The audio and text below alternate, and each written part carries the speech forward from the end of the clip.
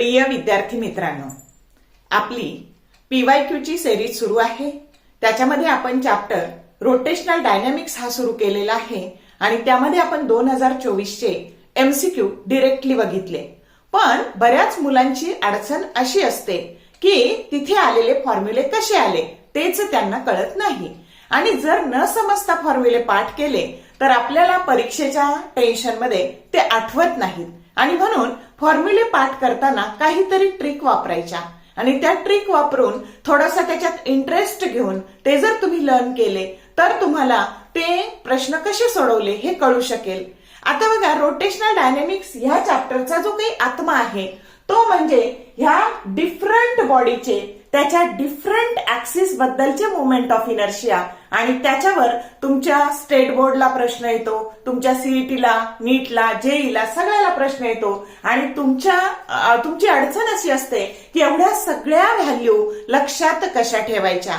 मग बाळांनो, एकदम काहीच गोष्ट जमणार नाही, थोडं थोडं जर केलं तर ते जमणार आहे आणि म्हणून आपण आजच्या भागामध्ये जे जे फॉर्म्युले आपण वापरणार आहे ते फॉर्म्युले कसे आले ते मी आधी तुम्हाला सांगणार आहे आणि मग मी तुमचे MCQ सोडवून घेणार आहे, म्हणजे तुम्हाला ते सोपे जातील। आणि बघा, तुम्हाला हे फॉर्म्युले जे काही आहे ते राग करून पण पाठ करायचे, आनंद मानून पण पाठ करायचे। मग त्यापेक्षा तुम्ही जर त्याच्यात आनंद घेतला आणि ते जर थोडे थोडे पाठ करायला सुरुवात केली आणि मग पाठ झाल्यानंतर स्वतःची अशी वही तयार केली फॉर्म्युला शीटची तर तुमचं काम सोपं होणार आहे। सगळेजण म्हणतात फॉर्म्युला शीट स्वतःच बनवा, पण कसं बनवा हे कोणीच सांगत नाही आणि म्हणून मी तुम्हाला सांगणार आहे की कसं फॉर्म्युला शीट बनवायचं। इव्हन आजच्या तुमच्या ह्या लेक्चरमध्ये खूप सारे मी चार्ट देणार आहे फॉर्म्युल्यांचे, ते चार्ट तुम्ही लर्न करा, काही ट्रिक्स देणार आहे लक्षात ठेवण्यासाठी, ते सगळे तुम्ही नीट बघा, म्हणजे आजचा भाग शेवटपर्यंत काळजीपूर्वक बघा। भाग होऊ दे थोडा मोठा झाला तर, पण बरंचसं रोटेशनल डायनॅमिक्स त्याच्यामध्ये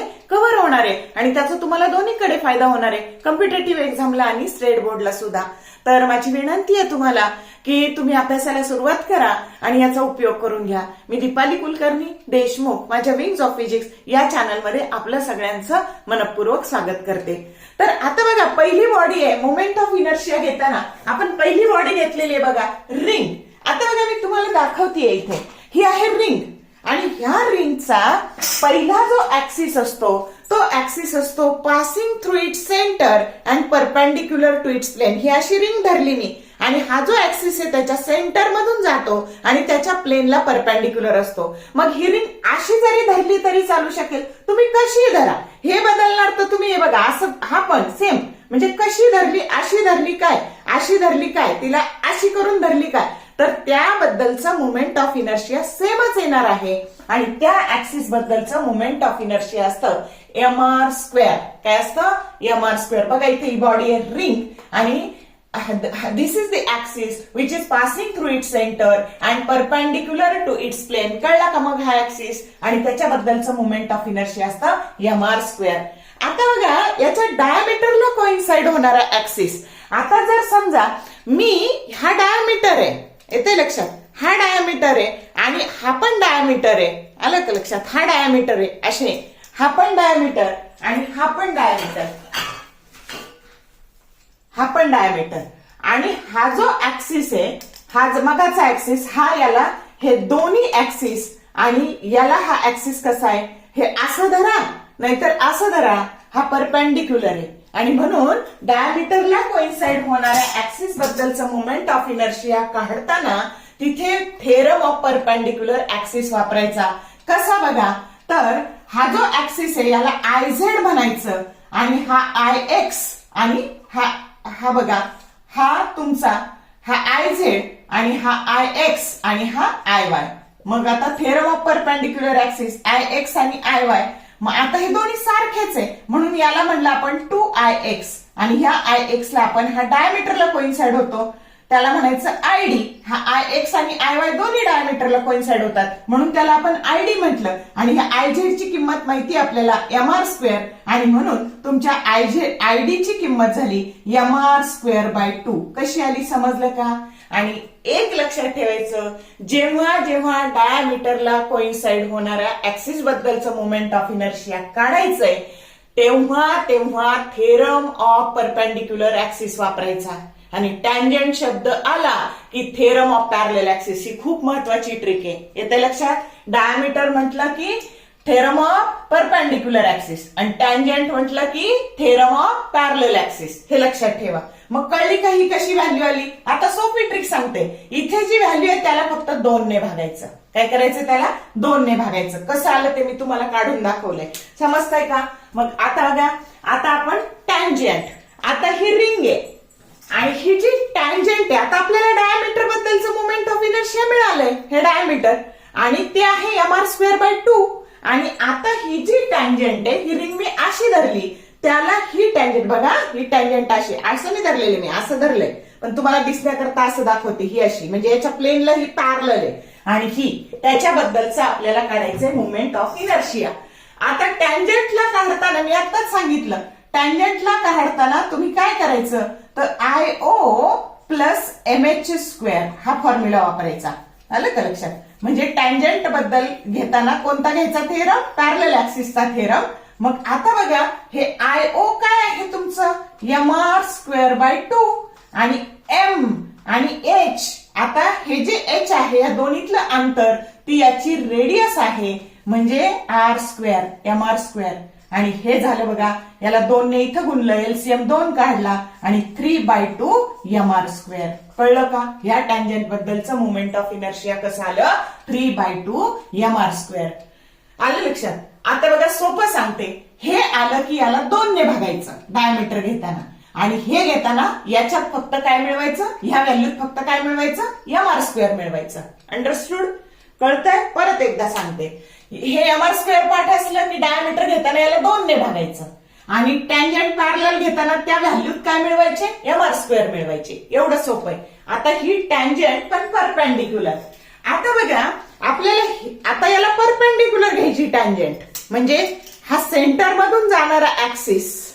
बघा, पेन धरते मी पाहिजे तर, मग अशी धरला तसा. बघा, हा पेन, हा जाणारा पेन मगाचा आणि ही टँजंट त्याच्या प्लेनला परपेंडिक्युलर, ही अशी परपेंडिक्युलर आणि हा प्लेन. मग आता हे दोन्ही, ह्या दोन्हीमध्ये वापरायचा टँजंट म्हटलं की थेरम ऑफ पॅरलल ऍक्सिस. आता याच्याबद्दलचं माहितीये mr² आणि परत मग आता हे आलं mr² आणि त्याच्यात परत मिळवायचे mr². कारण का? अरे बघा, हे m हे मास आणि परत हे अंतराचा वर्ग mr² plus mr² that is equal to 2 mr². कळलं का? म्हणजे टँजंट पॅरलल घेताना ह्या व्हॅल्यूत पण mr² मिळवायचे आणि परपेंडिक्युलर घेताना ह्या व्हॅल्यूत mr² मिळवायचे. कळली का ट्रिक? या पद्धतीने लक्षात ठेवा.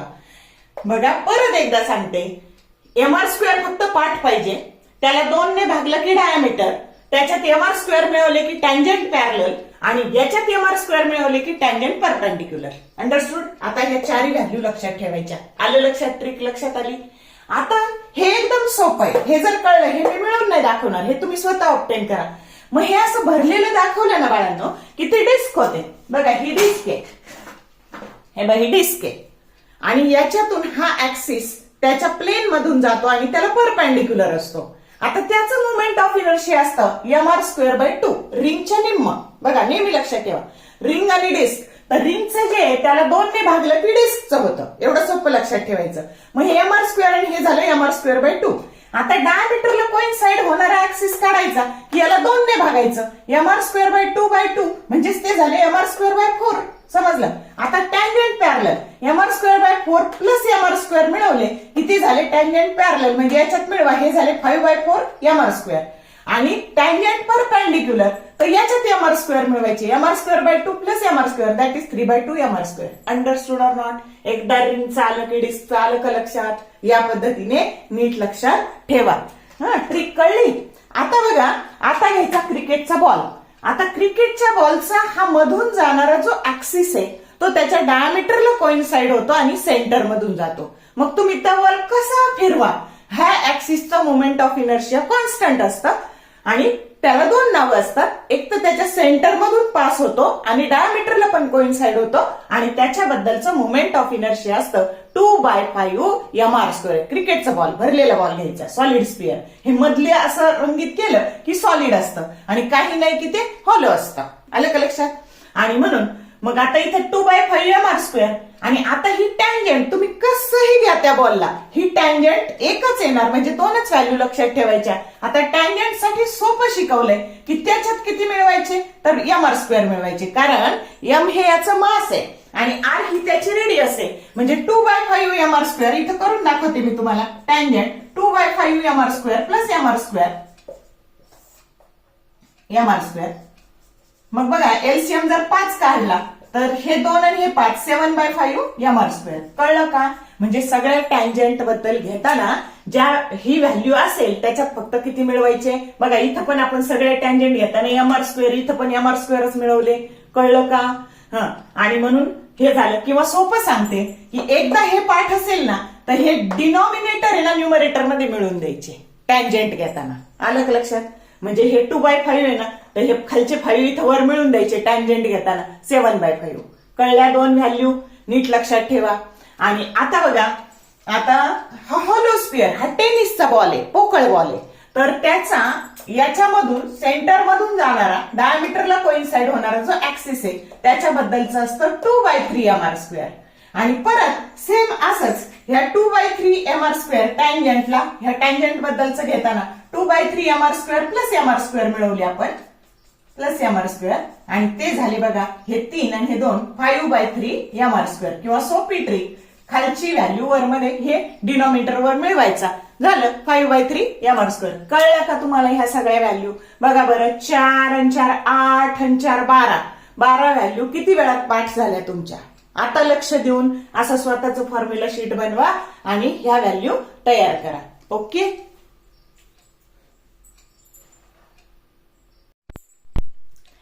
आता एकदा मोमेंट ऑफ इनर्शिया लर्न झालं की प्रत्येक ऍक्सिस बद्दलची रेडियस ऑफ गायरेशन काढणं खूप सोपं असतं. रेडियस ऑफ गायरेशनचा फॉर्म्युला असतो k √i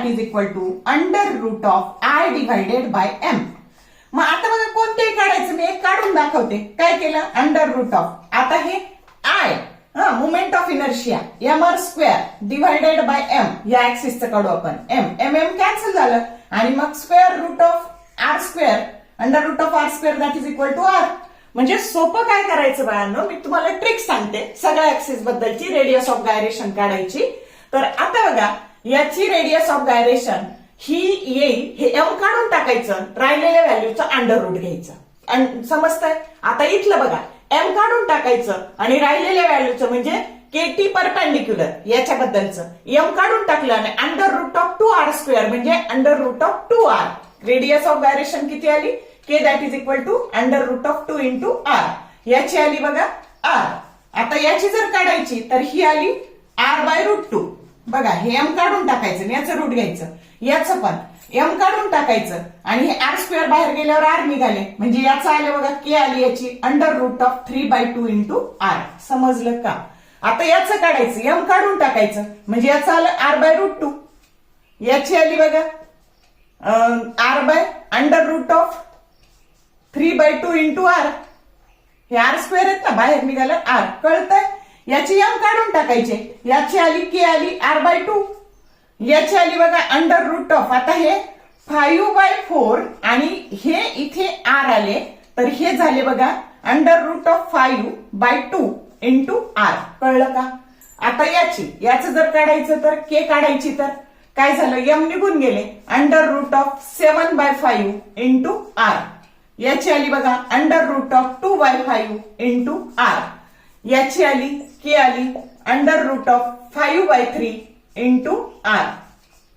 याची आली बघा k आली √2/3 इंटू r. कळली रेडियस ऑफ गायरेशन? आणि मग नंतर तुम्हाला सगळ्याचा k²/r² रेशो लागतो. काय लागतो? k²/r² रेशो लागतो. समजलं का? आणि मग हा k²/r² रेशो पुढे खूप सारं काम करतो, त्याचे पण आपण चार्ट बघणार आहोत. म्हणजे मग तुम्हाला काम सोपं जाईल. तर आधी एवढे मोमेंट ऑफ इनर्शिया तुम्हाला समजले का? आणि आता याच्यात मी फक्त एक छोटस ऍड करते, ते म्हणजे रॉड. आता बघा 5वी आपली जी काही आहे ती आहे रॉड.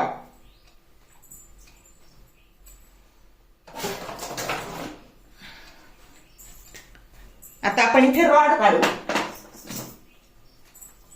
हे बघा हा रॉड,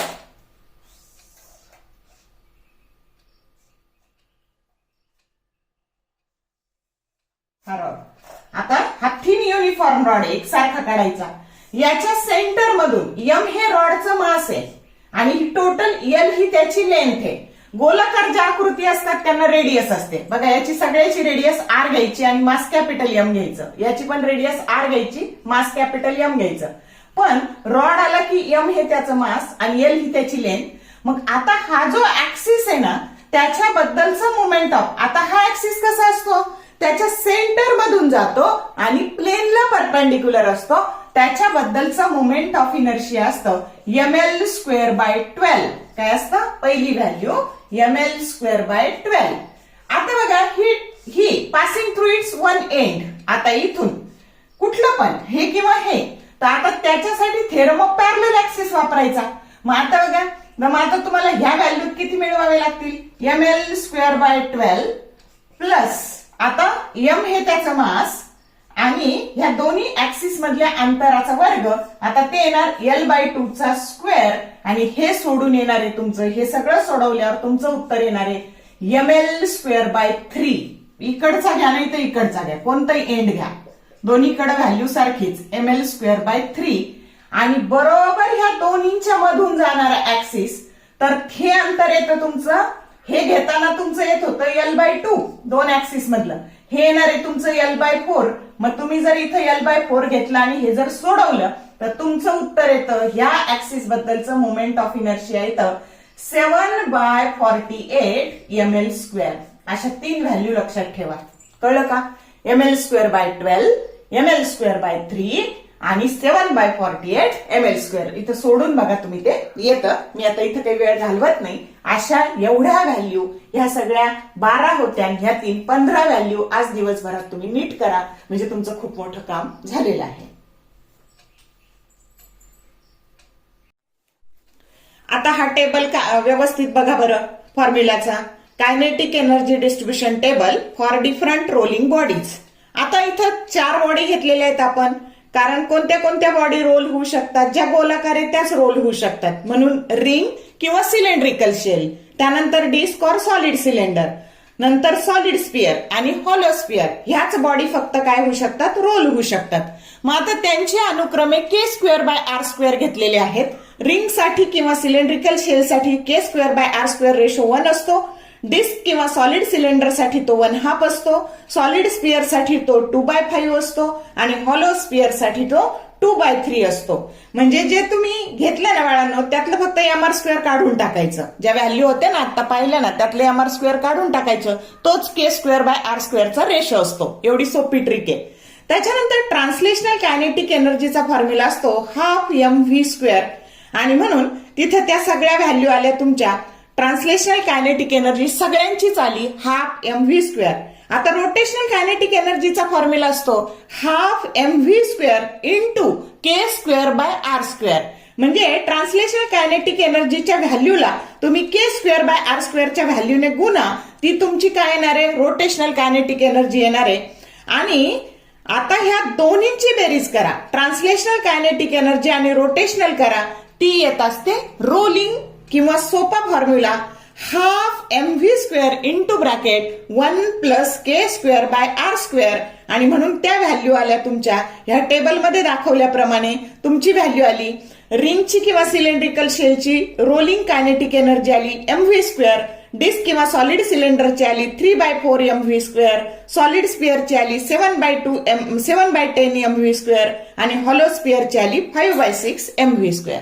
तर ह्या पद्धतीने हा टेबल लर्न करा, म्हणजे तुम्हाला सोपं जाईल. आता पुढचा टेबल आहे बघा, जो पण आपल्याला कायम लागणार आहे. तर तो आहे velocity, acceleration and time of descent for different bodies. आता व्हेलॉसिटीचा जो फॉर्म्युला असतो तो असतो √2 gh divided by 1 + k²/r².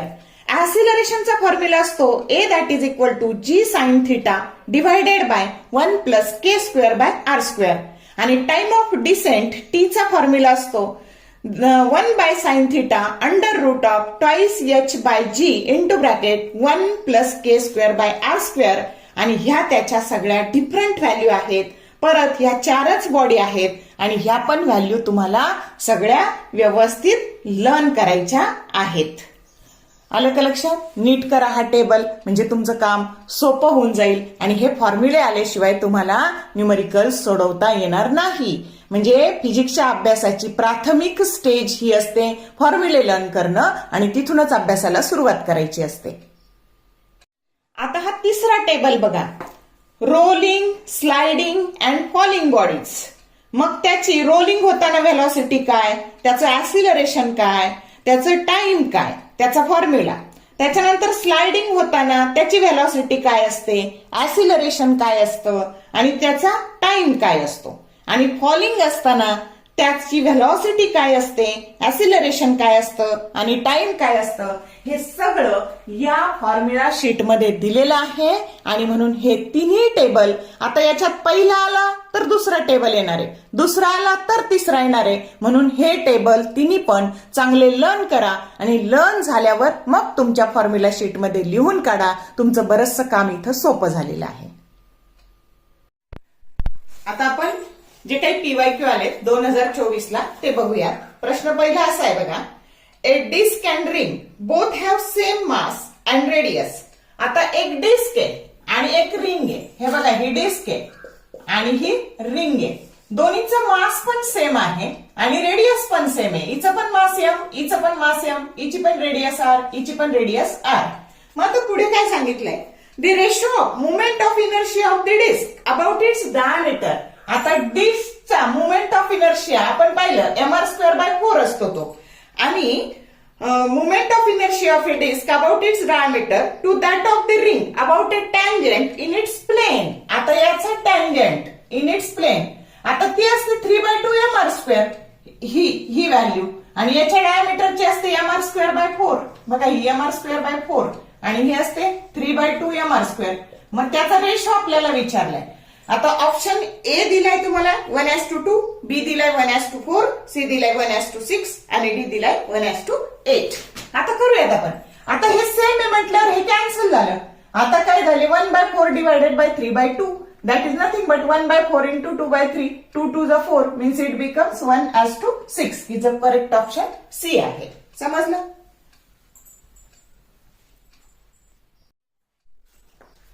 Next question आहे बघा, ratio of radius of gyration of a circular disc to that of the circular ring, each of the same mass and radius around their respective axis is.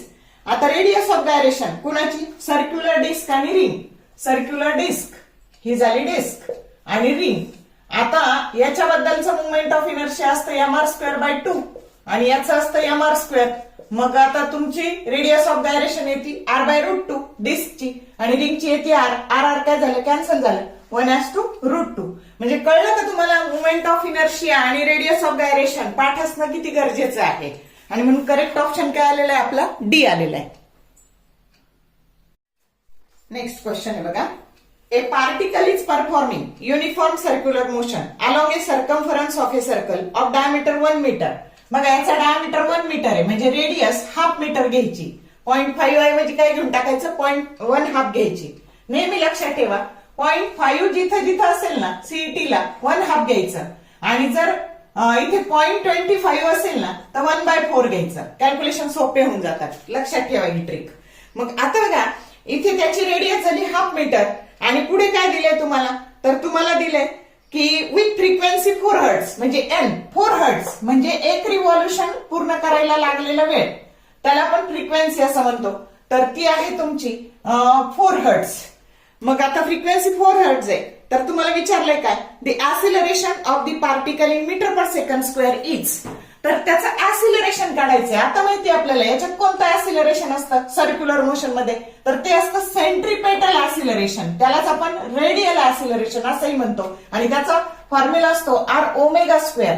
आता नेहमी प्रश्न वाचला की आधी option पाहिजे. का ऑप्शन पाहिजे, तर याच्यामध्ये π², सगळ्या ऑप्शन मध्ये π² तसंच ठेवलेलं आहे आणि म्हणून गडबडीत आपण π² ची किंमत टाकतो, सगळं कॅल्क्युलेशन करतो, वेळ घालवतो. म्हणजे ह्या ज्या तुमची सीईटी नीट जेई जी परीक्षा आहे त्याच्यात सगळ्यात पहिलं महत्व असतं वेळ वाचवण्याला. तुम्ही किती वेळ वाचवता, आणि म्हणून तुम्हाला सगळ्यात आधी टाइम सेव्हिंग टेक्निक आलं पाहिजे. आणि म्हणून जर तुम्ही आधी ऑप्शन पाहिलेत π² तसंच ठेवलेलं आहे. आणि म्हणून आता काय करायचं, तर ए बरोबर r⍵², आपल्याला ओमेगा नाही दिलेलं आहे, एन दिलेलं आहे. मग आधी यातलं relation omega that is equal to means angular velocity that is equal to 2π/t आणि 1/t म्हणजेच फ्रिक्वेन्सी असते. Reciprocal of periodic time that is frequency. मग ही 1/t ची किंमत जर n टाकली तर ओमेगा बरोबर 2πn कारण n दिलेलं आहे. मग इथे 2πn चा स्क्वेअर आहे आणि म्हणून हा झाला 4π²n².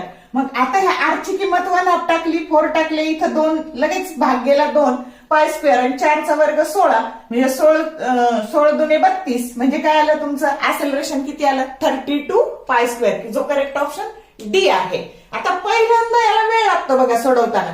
याची जर तुम्ही परत परत प्रॅक्टिस केली म्हणजे रोज नवे प्रश्न सोडवण्यापेक्षा काल सोडवलेल्याची आधी थोडी रिव्हिजन केली तर ते सारखे करून करून तुमचे उत्तर सुद्धा पाठ होऊन जातात. Practice makes man perfect. आणि तुमच्यासाठी एवढं काम सोपं केलेलं आहे की अभ्यास सुद्धा करायचा नाही, नुसतं घ्यायचं आणि बघत बसायचं.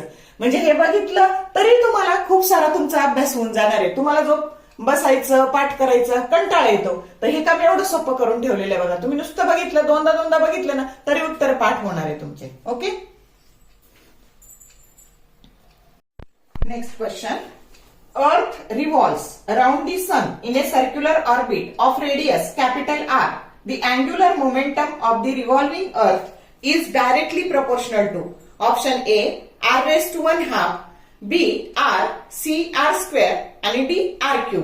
तर आता बघा केस काय आहे तर हा सन आहे त्याचं मास घ्यायचं कॅपिटल M आणि अर्थ तिचं मास घ्यायचं स्मॉल m. तर पृथ्वी ही सूर्याभोवती फिरते आणि त्याचं अँग्युलर मोमेंटम आणि रेडियस याच्यामध्ये काय प्रपोर्शन आहे तर हे आपल्याला काढायचं आहे. तर तुम्ही डायरेक्ट अँग्युलर मोमेंटमचा फॉर्म्युला असतो mv/r आणि तुम्ही डायरेक्टली खून करता r, पण तसं होत नाही. इथं जी व्हेलॉसिटी असते हिला आपण क्रिटिकल व्हेलॉसिटी किंवा ऑर्बिटल व्हेलॉसिटी म्हणतो आणि तिचा जो फॉर्म्युला असतो तो असतो √gm/r. बघा हे स्मॉल m हे अर्थचं मास आहे आणि कॅपिटल M हे सनचं मास आहे. मग आता ह्या VC ची किंमत आपण इथं टाकली, हे r जर आतमध्ये घेतले तर ते r² झाले आणि मग हे m×gmr आणि ह्या फॉर्म्युल्यावर आधीच्या पार्ट मध्ये प्रश्न केलेला आहे बघा. मग एक प्रश्न असा पण विचारलेला आहे आणि आता जर पाहिलं तुम्ही अँग्युलर मोमेंटम हे r⁻² च्या डायरेक्ट प्रोपोर्शन मध्ये बदलतं की जो करेक्ट ऑप्शन काय आहे ए आहे. असं सोडवायचं. याच्या ऐवजी अर्थ आणि सॅटेलाइट देतील तर अर्थ आणि सॅटेलाइट दिलं तर अर्थचं मास m घ्यायचं, सॅटेलाइटचं मास स्मॉल m द्यायचं.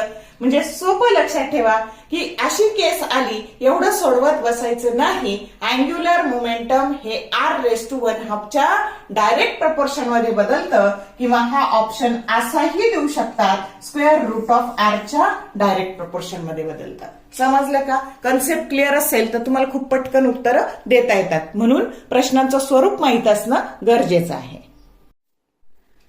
नेक्स्ट क्वेश्चन बघा. A solid cylinder of mass capital M and radius r rolls down in a inclined plane. म्हणजे असा हा सॉलिड सिलेंडर हा या इन्क्लाइंड प्लेन मध्ये असा रोल्स होऊन इथे आला. कोण आहे? सॉलिड सिलेंडर आहे.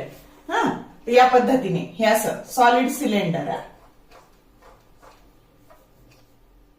हे सॉलिड सिलेंडर असं आलं रोल्स होऊन. मग a solid cylinder of mass capital M and radius r rolls down an inclined plane of height h. याची हाईट किती आहे? h आहे. Height h. When it reaches the foot of the plane its rotational kinetic. जेव्हा हे इथे पोहोचेल त्याची काय काढायची? रोटेशनल कायनेटिक एनर्जी काढायची. आणि जी काय दिलेली आहे small G he acceleration due to gravity दिलेली आहे. ऑप्शन ए दिलेला आहे mgh/3, ऑप्शन बी दिलेला आहे mgh/6, सी दिलेला आहे mgh/4 आणि डी दिलेला आहे mgh/2. तर आता बघा रोटेशनल तुम्हाला चार्ट दाखवलाय मी आणि त्याच्यामध्ये रोटेशनल कायनेटिक एनर्जी ही सॉलिड सिलेंडर साठीचा आधी जनरल फॉर्म्युला असा आहे ½ आता बघा मास कॅपिटल M दिलंय म्हणून आपण चार्ट मध्ये स्मॉल m मास घेतलंय, त्याच्याऐवजी इथं आपण कॅपिटल M घेतलंय आणि k²/r² सॉलिड सिलेंडर साठी त्याची व्हॅल्यू 1/2 आहे म्हणून ती इथे आपण टाकून दिली. मग हे झाले mv²/r. आता बघा जेव्हा हे असे रोलिंग मोशन मध्ये व्हेलॉसिटीचा फॉर्म्युला आहे कुणासाठी तर सॉलिड सिलेंडर साठी आहे त्याची व्हॅल्यू √4gh/3 आणि त्याचा स्क्वेअर आहे आणि म्हणून स्क्वेअर काय आला तर हे m/4 बाजूला घेतले, व्ही स्क्वेअरची किंमत टाकली 4gh/3. आता हे 4 कॅन्सल झाले आणि रोटेशनल कायनेटिक एनर्जी सॉलिड सिलेंडरची किती आली, तर ती mgh/3 आली. हाच प्रश्न शब्द बदलून पण विचारलेला आहे, तो पण घेऊ आपण याच्या नंतर लगेचच. तर करेक्ट ऑप्शन ए आहे. समजलं का? म्हणजे तुमचे ते चार्ट लर्न असणं किती गरजेचं आहे. अंडरस्टूड?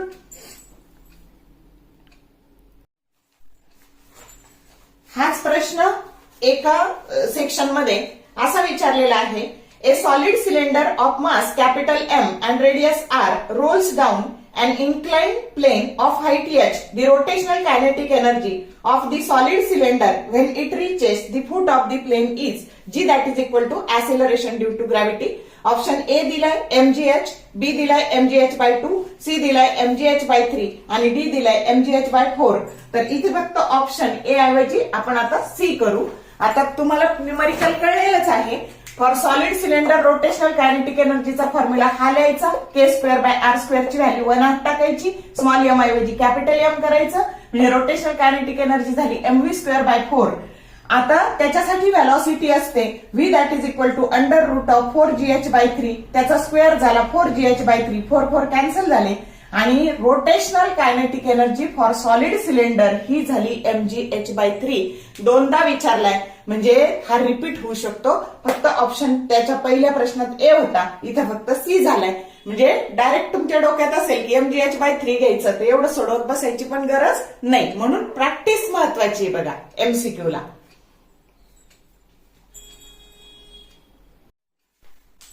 नेक्स्ट क्वेश्चन आहे बघा. The earth is assumed to be a sphere of radius r. बघा ही अर्थ आहे आणि हिची रेडियस आहे कॅपिटल R. त्याच्यानंतर अँड मास कॅपिटल M. याचं मास कॅपिटल M आहे, अर्थचं मास कॅपिटल M आहे. Having A period of rotation, एक फेरा पूर्ण करायला जो पिरियड लागतो तो कॅपिटल T आहे. The angular momentum of earth about its axis of rotation is option A 2πmr² divided by 5t, B 4πmr² by 5t divided by 5t, C mr² capital T divided by 2π आणि D mr² t by 4π. आता अर्थ solid sphere घ्यायची आणि angular मोमेंटमचा formula असतो I omega. मग solid स्फिअरचं moment of inertia असतं 2/5mr². मग आय ची किंमत टाकली 2/5mr² आणि ओमेगा टी दिलेला आहे म्हणून ओमेगाची किंमत काय टाकायची, omega that is equal to 2π/t टाकायची. मग आता ऑप्शन पाहिजे ती तसंच ठेवलेला आहे आणि म्हणून मग आता बघा एल बरोबर इथे 2π/t टाकले, 2 2 4 पाय mr² डिवायडेड बाय 5t आणि हे झालं तुमचं अँग्युलर मोमेंटम कुणाचं, अर्थचं, की जो करेक्ट ऑप्शन बी आहे.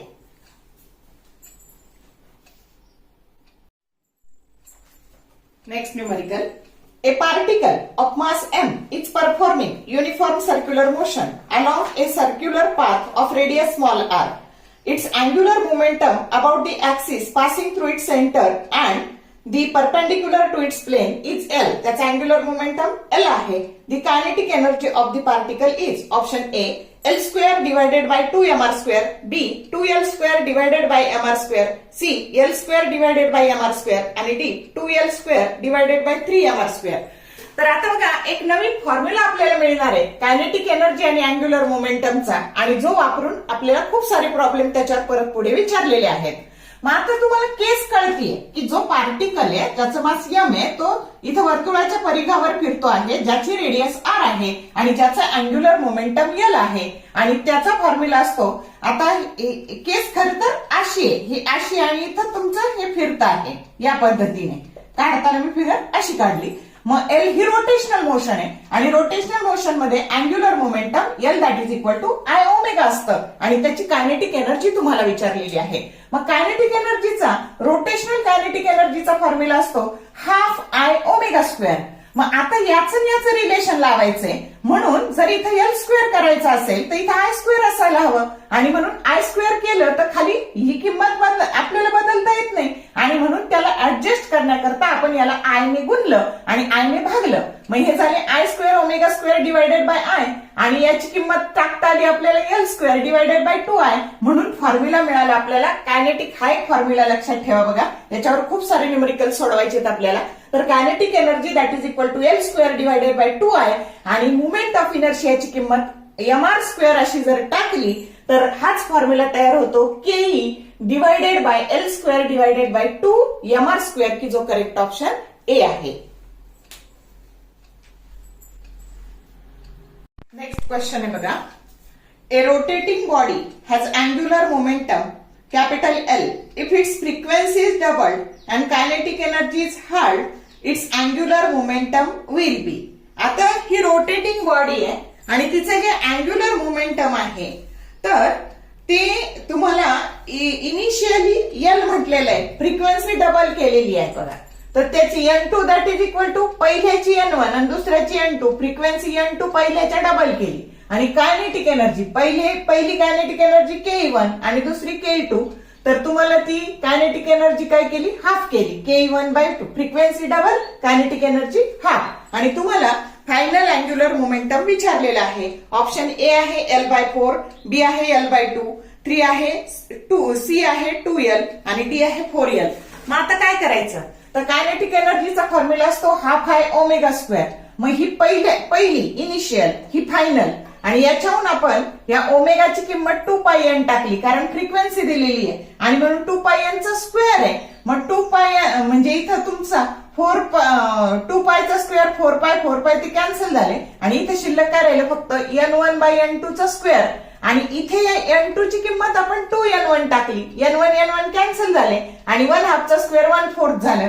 म्हणजे आपल्याला आता ह्या K2 ची किंमत K1/2 टाकली आणि हे K1 कॅन्सल झाले आणि इथं काय झाले, इथं फक्त हे भागिले उलट गुणी लिहून डिनॉमिनेटरचे न्यूमरेटरला राहिले आणि इथं 2 शिल्लक राहिले. त्याच्यानंतर I1/I2 इंटू 1/4 आणि म्हणून I1/I2 चा रेशो आपल्याला 8 मिळालेला आहे. काय मिळाला, 8 मिळाला. आपल्याला फायनल अँग्युलर मोमेंटम काढायचंय. अँग्युलर मोमेंटमचा फॉर्म्युला असतो आय ओमेगा. मग इनिशियलला आपण L1 म्हणू, L1 divided by L2 that is equal to I1 omega 1 divided by I2 omega 2. परत ओमेगाची किंमत 2πN1, 2πN2, 2π कॅन्सल झाले आणि आता I1/I2 चा जो रेशो आपण इथं काढलाय तो इथं टाकायचा आहे आणि परत हे N2 ची किंमत ट्वाइस N1 टाकली, N1 कॅन्सल झाले आणि इथे 8 इंटू 1/2 म्हणजे 4 आले. म्हणजे L1/L2 चा रेशो तुम्हाला 4 मिळाला. इथपर्यंत समजलं. मग तुम्हाला फायनल विचारलंय L2 की जे काय आलं, मग हे L2 साठी जर अरेंज केलं तर ते L1/4 पण इनिशियल मोमेंटमला अँग्युलर मोमेंटमला L म्हणलेलं आहे म्हणजे L/4 हा ए ऑप्शन आला. असं ह्या पद्धतीने सोडवायचं. पहिल्यांदा लेंदी वाटतं पण प्रॅक्टिसने ते सोपं होतं आणि 2021 ला L2 ऐवजी L1 ची किंमत विचारली आहे. मग L1 ची जर किंमत घेतली तर L2 तिकडे गेलं आणि म्हणून L2 काढायची जर वेळ आली तुम्हाला, इथं जसं L2 विचारलंय तर तिथं L1 विचारलं तर L1 बरोबर काय होणार आहे तुमचं 4 इंटू L2 म्हणजेच 4L. कळलं का? म्हणजे L2 विचारलं तर L/4 आणि L1 विचारलं तर 4L. तर या पद्धतीने सोडवायचं आहे. तर अशा रीतीने आपण या भागामध्ये अँग्युलर मोमेंटमची कन्सेप्ट, कायनेटिक एनर्जीची कन्सेप्ट, त्याचा एक नवीन फॉर्म्युला, वेगवेगळ्या बॉडीचे मोमेंट ऑफ इनर्शिया आणि त्याच्याबद्दलची रेडियस ऑफ गायरेशन हे सगळं पाहिलं. तुम्हाला ह्या भागाचा खूप सारा उपयोग होणार आहे आणि तुमचे जर फॉर्म्युले पाठ असतील, कन्सेप्ट क्लिअर असेल तर कोणताही प्रश्न तुम्हाला सोडवता येईल. जर व्हिडिओ आवडला लाईक करा, शेअर करा, कमेंट्री टाकायला विसरू नका. चॅनलला सबस्क्राईब करा जेणेकरून येणाऱ्या व्हिडिओचे नोटिफिकेशन तुम्हाला मिळत जातील. तुम्ही युट्यूबला पाहिलं तर 2024चे PYQ कुठेच उपलब्ध नाहीत आणि PYQ रिपीट होतात. तुमच्या पुढे मी हे खूप लवकर घेऊन येते आहे जेणेकरून तुमची सीईटीची परीक्षा एप्रिल मे मध्ये आहे. तुम्ही आत्तापासून सुरुवात केली तर तुम्हाला लोड येणार नाही अभ्यासाला आणि सीईटीला चांगला स्कोअर झाला तर तुम्हाला चांगलं कॉलेज मिळू शकतं आणि म्हणून तुम्ही आत्तापासून अभ्यास करा. All the best for your study and thank you for watching this whole video. हा